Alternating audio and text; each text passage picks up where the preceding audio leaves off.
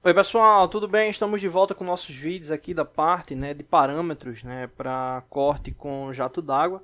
No último vídeo a gente falou, sobre características em geral, e hoje a gente vai falar um pouco sobre esse projeto aqui, no caso seria o modelamento referente a esse corte, seria esse corte aqui em questão, Bom, no caso, para que se tenha uma análise de parâmetro, especificamente levando em consideração o tempo de execução de todo esse ciclo, se deve ter como relação a velocidade de avanço, o qual o bico de fluxo de água ele vai estar passando ali pelo material. E nesse caso, essa análise ela toma como referência a característica do material, e considerações também ligadas ali à pressão, a pressão ali de corte.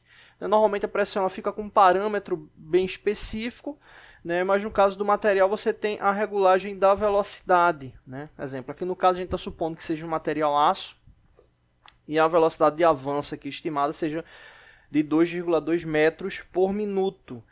Ou seja, a velocidade com que o bico ele vai executando o corte. Assim como em outros parâmetros industriais, nesse caso especificamente, quando se está tendo aí remoção de material, a gente pode até tomar como referência aí, na usinagem, que também se utilizam parâmetros de corte. Nesse caso aí específico, o que acontece? Esse processo que vai ocorrendo por meio do fluxo de água, com base na pressão que a gente já tinha falado, acaba se tornando um ciclo abrasivo. Então, para que você tenha um corte de forma perfeita, perfeita entre aspas, levando em consideração aí características ideais, tomando como referência ali a superfície final do corte, é importante que você tenha ali um parâmetro específico. Por quê? Os materiais eles vão tendo características diferentes, obviamente materiais diferentes. Então você tem dureza diferente, você tem densidade diferente, características superficial diferente, por causa da ligação molecular. Então normalmente se tem indicação levando em consideração características de espessura e material. Então normalmente tem uma faixa de até 5 milímetros para tal material. A velocidade é x. Esse mesmo material, se for de 5 a 10 milímetros, a velocidade ela já diminui. Então você tem essas características que vai mudando ali de material para material. Normalmente o próprio fabricante ele já indica, ou com base nas características do aditivo que você vai estar colocando. Então nesse caso aqui a gente está supondo 2,2 metros por minuto. Vamos considerar que a gente vai fazer execução de 100 unidades dessa, de 100 unidades. Então, nesse caso, a gente precisa saber qual o tempo de execução, levando em consideração essas características aqui. Então, a gente precisa do desenho. Então, com base no desenho, o que é que a gente precisa fazer? Saber o comprimento útil da peça. Se a gente for observar o contorno dela, um contorno, até que não é um contorno tão simples, mas observando o contorno dela, a gente precisa saber as dimensões de todas as características, dessa parte externa, aí, especificamente para poder saber o tempo. Então, no caso, o que a gente está querendo comentar é que a gente precisa ter todos esses comprimentos aqui, que aí no caso vem no projeto, especificamente no desenho, a gente precisa ter todos esses comprimentos para que a gente possa saber o tempo. Então, na prática, o que é que a gente faz? Só é somar todos esses comprimentos.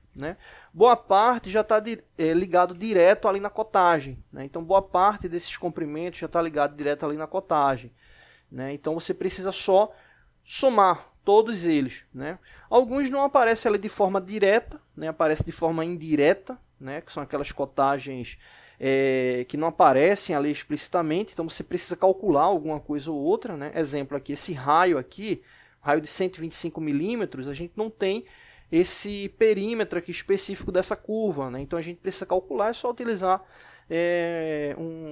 fazer um cálculo matemático. Nesse caso aí é um elemento circular. Para a gente saber o perímetro de um elemento circular é só multiplicar o raio por π, multiplicar o raio por π, que a gente sabe todo o comprimento circular. Então nesse caso aí, como é metade, depois de encontrar o comprimento total, é só dividir por 2 para pegar esse comprimento aqui específico. Aqui embaixo tem um elemento em diagonal, né? Ele está aqui com 100 de altura por 150, né? Então forma uma característica triangular, né? Então a gente pode utilizar uma relação de triângulo retângulo, né?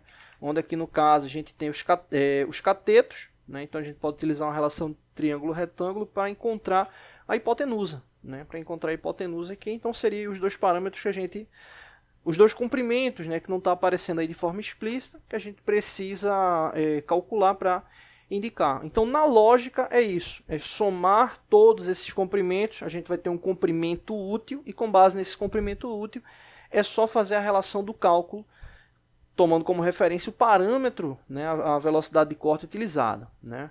Então, no próximo vídeo, a gente vai tratar só especificamente desse cálculo, né, para saber o tempo de execução de uma peça. E, nesse caso, sabendo o tempo de execução de uma peça, é só multiplicar por 100 para saber o tempo total aí de execução, tá bom? Então no próximo vídeo a gente só foca na parte do cálculo aí para fechar essa situação problema, tá bom? Então é isso, valeu!